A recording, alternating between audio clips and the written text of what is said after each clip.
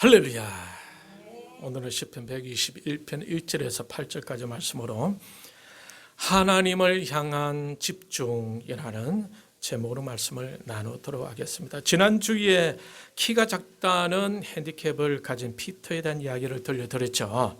학생 때에 늘 난장이라는 소리를 들으면서 많은 상처로 얼룩졌던 사람이었습니다.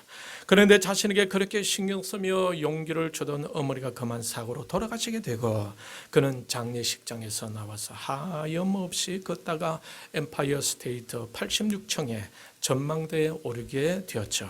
그때 어머니가 늘 들려주시던 얘기를 기억하게 되는데 그 얘기가 어떤 이야기였습니까? 옛날 사람들은 길을 잃거나 길이 보이지 않는 외로운 사망이나 망망대해를 지날 때에 사람들은 무엇을 보면서 방향을 잡고 두려움을 이겨냈다고 했습니까? 별빛. 그래서 피터도 살다가 정말 힘들 때 엄마조차 도움을 줄 수 없을 때 그때 무엇을 바라보라고 했습니까? 별을 바라보라. 별을 쳐다보면서 자신의 목적이 뭔가를 생각하고 방향을 확인하면서 살아가라라는 얘기였습니다. 혼란스럽고 머리가 복잡할 때 이 세상의 복잡함을 잠시 잊고 하늘을 쳐다보는 시간은 우리에게 필요한 것 같아요. 바쁘게 정신없이 살다가 한 번씩 하늘을 보며 지난 시간을 회상해 볼 때에 그러한 시간은 우리에게도 매우 유익한 시간이 될 것입니다. 하늘을 바라보며 잠시 자신에게 집중하는 시간이 필요한 거죠. 우리가 어디로 가며 어느 정도 왔으며 가고 있는 방향이 맞는지를 생각해 보는 겁니다. 피터가 별을 바라보았듯이 신자인 우리도 별을 만드신 하나님께 집중해 보는 시간은 우리의 영적 생활에 매우 유익한 시간이 될 것입니다. 오늘 본문의 시편 기자도 산을 향하여 눈을 들겠다라고 하고 있죠. 여기서 산이라는 것은 하나님이 계신 시온산을 말하는 것입니다. 이 시온산은 하나님이 임재하시는 상징적인 처소이죠. 성전이 있는 곳입니다. 시인은 시온산을 바라보면서 성전을 바라보았고 그 성전에 계신 누구에게? 하나님께 집중했다라는 것입니다.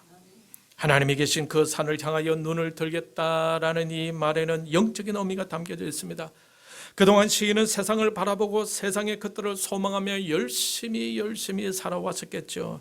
하지만 때로는 혼란스럽고 지칠 때가 있지 않겠습니까?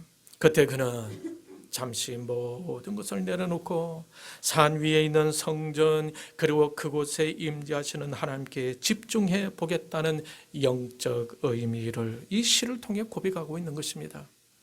이 세상 모든 것은 다 변해도 결코 변하지 않고 산과 같이 불변하시며 영원한 도움이 되시는 하나님만을 바라보겠다는 결심의 의미도 포함하고 있는 거예요.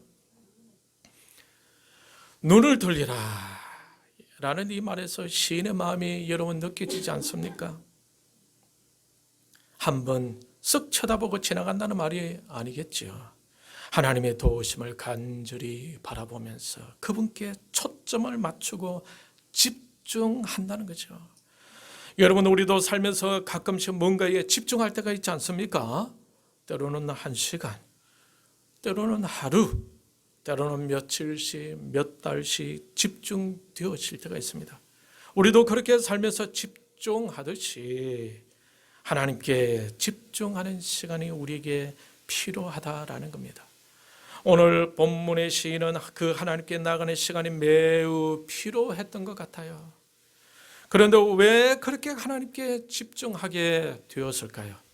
무엇이 그렇게 했을까요? 2절을 여러분 같이 읽도록 하겠습니다. 시작. 나의 도움은 천지를 지으신 여호와에게서로다. 여기서 시인의 진심이 느껴지시죠. 그의 인생을 돌아보니까 결국 자신의 도움은 누구에게서 온다고요? 여호와 하나님에게서 온다는 사실을 경험적으로 깨닫고 있음을 느낄 수가 있겠죠. 살아오면서 이것도 해보고 저것도 해보고 여기도 찾아보고 저기도 찾아보아도 결국 하나님 밖에 없었다 이 말입니다. 하나님만큼 자신을 돌아봐 주며 하나님만큼 자신에게 도움을 주시며 하나님만큼 자신을 지켜주시는 분은 없었단 말입니다. 이것저것 다 해보아도 하나님밖에 없었다라는 거죠. 여기서 우리는 시편 기자가 삶 속에서 직접 깨달은 하나님에 대한 글을 기록해 두고 있는데 어떤 하나님으로 표현하고 있는지 같이 한번 생각해 보겠습니다. 여러분 2절에서는 어떤 하나님으로 표현하고 있죠? 천지를 지으신 하나님, 그리고 또 도와주시는 하나님. 3절에서는요 어떤 하나님을 고백하고 있습니까? 실족하지 아니하게 하시는 하나님. 여기서 실족하다라는 이 말의 원어의 뜻은 비틀거리다, 흔들거리다, 흔들리다라는 뜻을 가진 모트라는 히브리어에서 유래된 말인데 그 뜻은 잘못 딛다라는 뜻을 가지고 있습니다. 여행자나 혹 순례자들에게 종종 일어날 수 있는 일인데 발을 잘못 디뎌서 몸이 흔들리거나 넘어져 다치는 일들이 발생하지만 때로는 그것은 심각한 위험을 초래할 수도 있다라는 것입니다. 잘못하면은 산 밑 낭떠러지로 굴러떨어져 생명까지 잃게 되는 경우도 있다라는 거예요. 이렇게 실족하게 된다는 것은 성도들이 순례의 길을 걸어가거나 역경의 인생길에서 만날 수 있는 여러 어려움들을 상징하는 것입니다. 이러한 실족하게 되는 일들이 일어나지 않도록 누가? 하나님이, 여호와 하나님이 하나님 백성들을 꽉 붙잡아 주신다고 시인은 고백하고 있는 것입니다. 또 어떤 하나님으로 고백하고 있습니까? 지켜주시는 하나님으로 고백하고 있죠. 지켜주시면서도 어떻게 하지 않으시고 졸지도 않으시고 주무시지도 않으신다라고 하고 있습니다. 당시 예루살렘 순례 길에 오는 자들은 밤에 무리를 짐승들로부터 보호하기 위해서 순번을 정해서 불침번을 서거나 또는 일종의 호위무사들을 돈으로 사서 데리고 다니기도 했다고 합니다. 그런데 그들도 사람인지라 조는 경우도 있을 수 있겠죠. 그러다가 위험에 빠지는 경우가 종종 있다라는 거예요. 그러니 졸거나 잔다는 것은 이 순례자들에게 있어서 매우 민감한 일이고 아주 조심스러운 일인 것입니다. 졸음과 잠은 인간의 연약함과 한계를 가리키죠. 연약하기에 잠을 잘 수밖에 없다는 거죠. 몸이 약해지게 되면 점점 더 쉽게 졸음에 빠져들게 되지 않습니까? 그러나 하나님은 어떤 분이십니까? 인간의 한계와 연약함을 뛰어넘는 분이시고 능력과 권력과 사랑과 긍휼로 완벽하게 우리를 보호해 주시며 지켜 주실 수 있는 분이시다라는 거죠. 6절을 보게 되면 자연어로부터도 보호해 주시는 하나님을 시인은 고백하고 있습니다.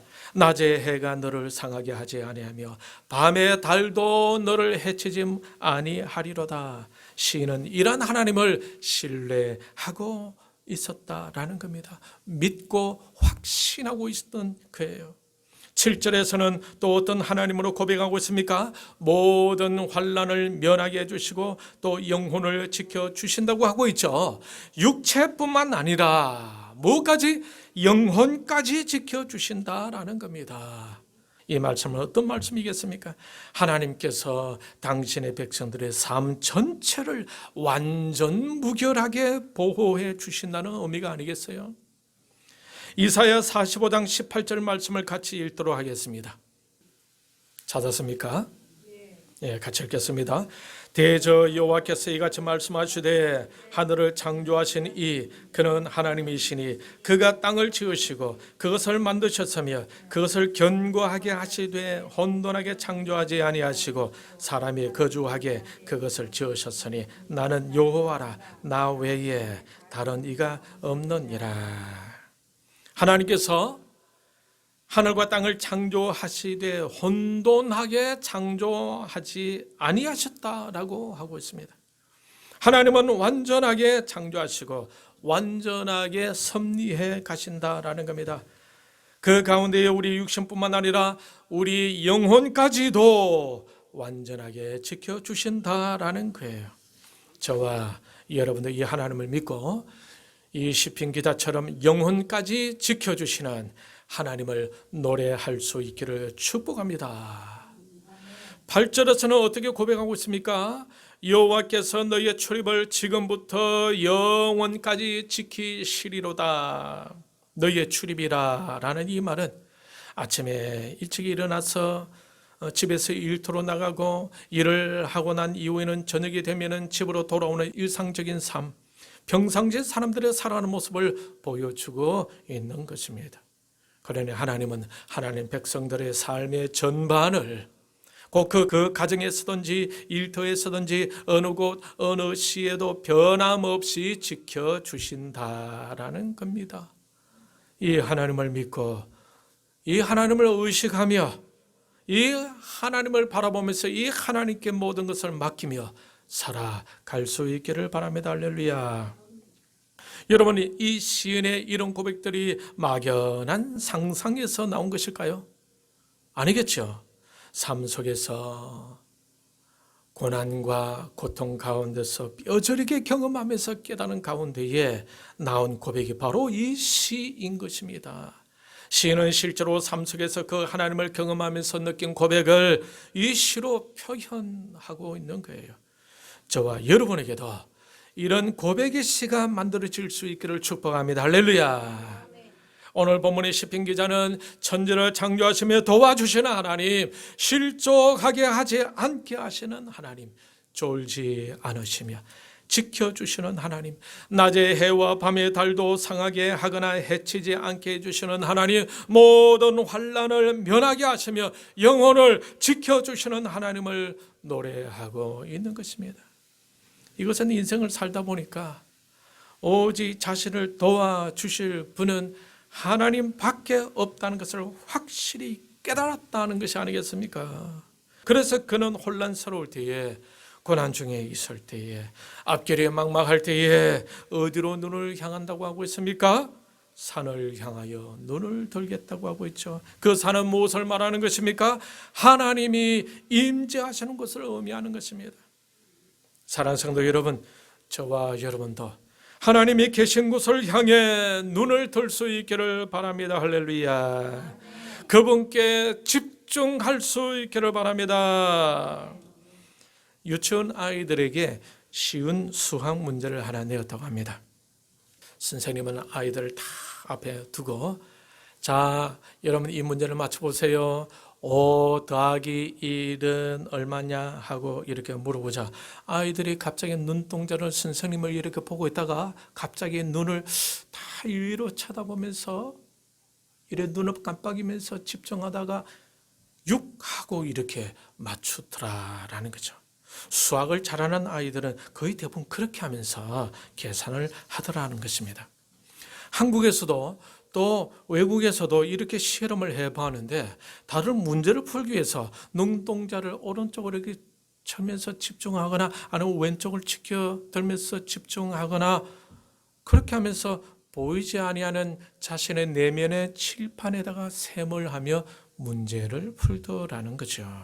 그 내면의 칠판과 같은 곳에다가 그림을 그리든지 아니면 숫자를 쓰면서 문제를 풀더라라는 거죠. 문제를 풀기 위해서 시선을 다른 곳에 두고 그곳에 집중하면 문제가 더 잘 풀리더라라는 거죠.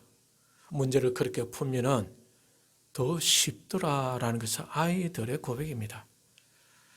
우리 인생에도 문제가 생겼을 때에 우리는 그 문제에 몰입되거나 그 문제에 빠지기가 쉽습니다. 그런데 우리도 그 문제를 풀기 위해서 어느 한 곳에 집중하는 것이 필요하지 않겠습니까? 우리는 어디에다가 눈길을 두고 집중해야 하겠습니까? 하나님이 계시는 곳에 집중해야겠죠. 그 하나님께 집중하면서 우리의 문제를 분석하고 또 제3자의 입장에서 그 문제를 멀찍이 한번 쳐다보면서 그죠? 또 그 문제를 하나님께 아뢰고 하나님의 도우심을 구하며 또 하나님께 맡기면서 잠잠히 기다릴 수가 있어야 하는 것입니다. 그런데 우리는 어떤 공간에다가 집중해야 하겠습니까? 하나님은 어디에 계시는 거죠? 하나님은 편재하시는 하나님이라고 말씀하고 있죠. 이 세상 모든 곳에 다 계신다라는 것입니다. 그리고 또 하나님은 아주 가까운 곳에도 계신다고 하고 있죠.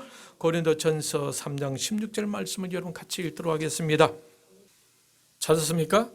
예, 같이 읽겠습니다. 너희는 너희가 하나님의 성전이 있는 것과 하나님의 성령이 너희 안에 계시는 것을 알지 못하느냐. 바울은 이 말씀을 통해서 신자인 우리가 하나님의 성전이며 이 성전 안에 하나님의 성령이 계신다라고 이렇게 말씀하고 있어요. 고린도후서 6장 16절 중간에도 이렇게 말씀하십니다.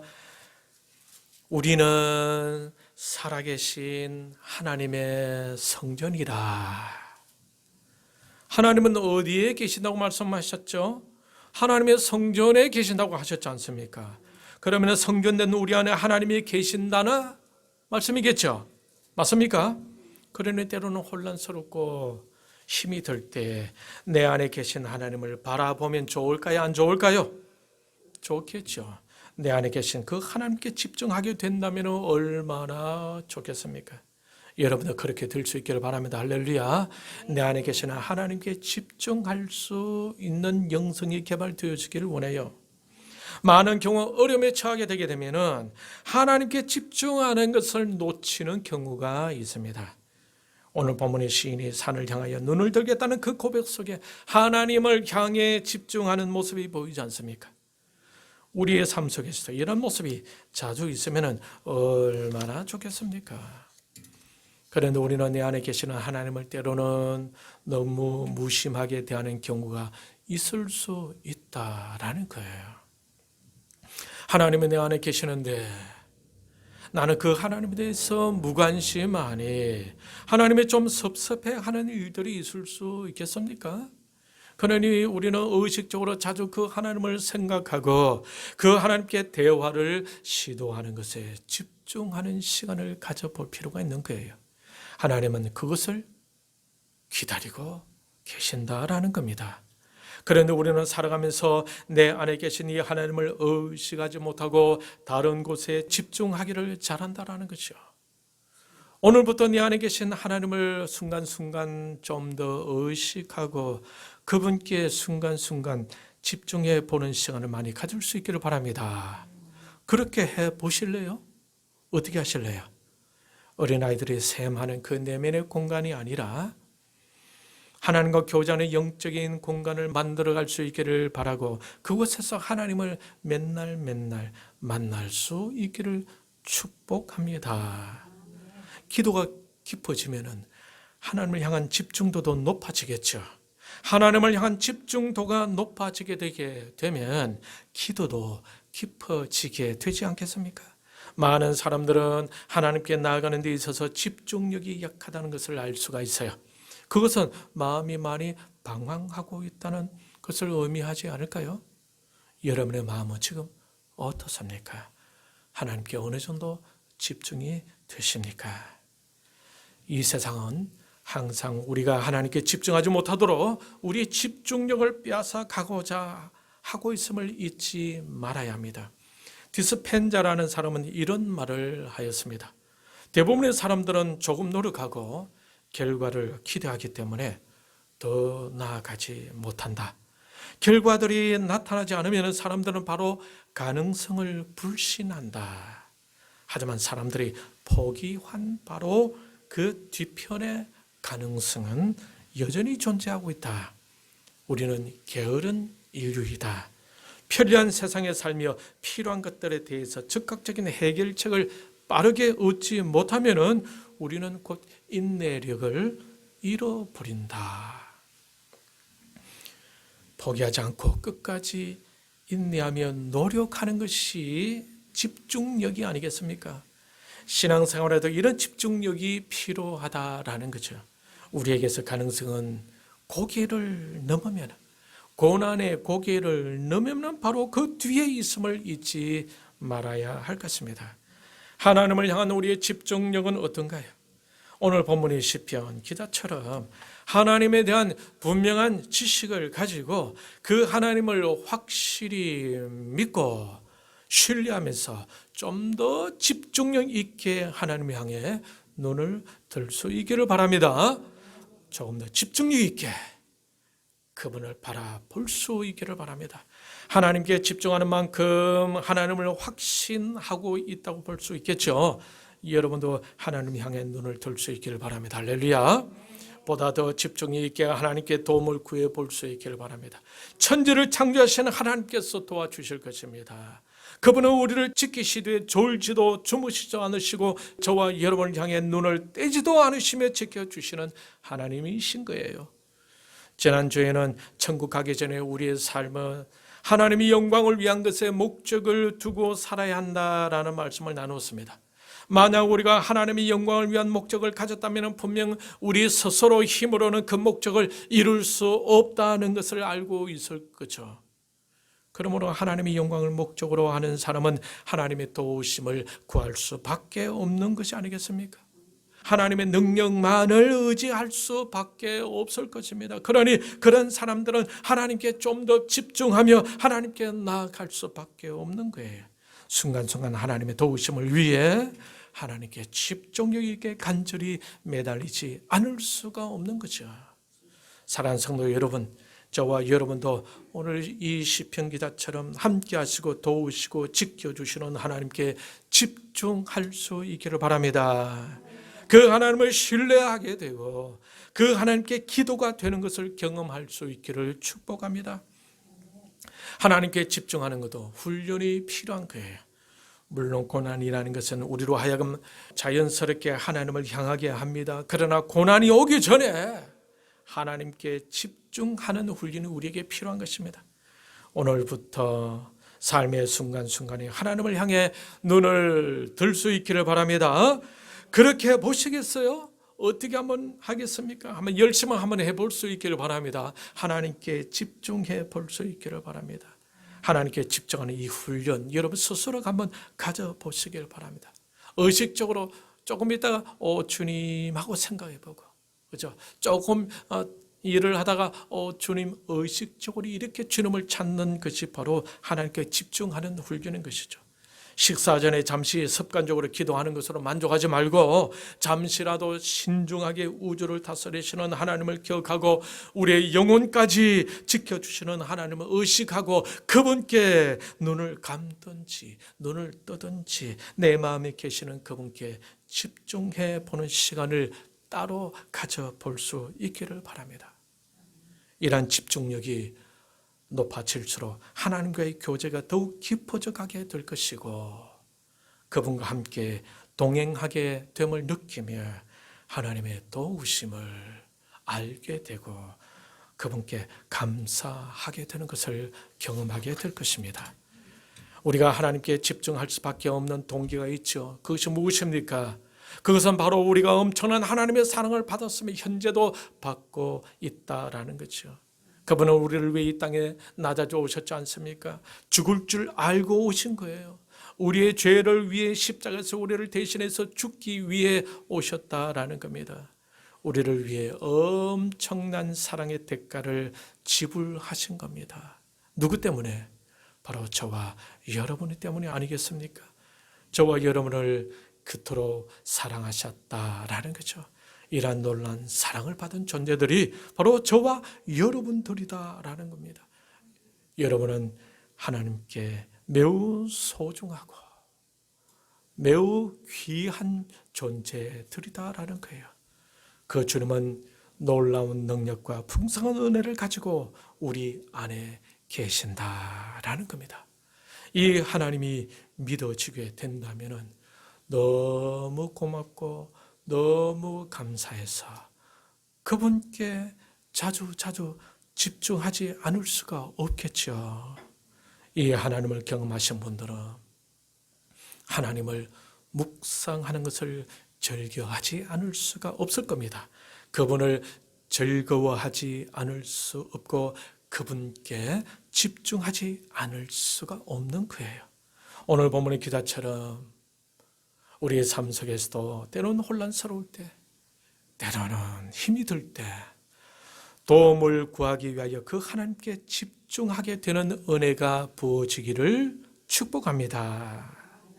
그러면 그분과의 영적인 끈이 이어지게 되며 그분과 함께 동행하게 되고 그분이 가지신 풍성함을 경험하게 될 것입니다. 이제 곧 있으면 성탄절이 다가오죠. 주님은 우리를 생각하고 집중력 있게 이 땅에 낮아져 오셨어요.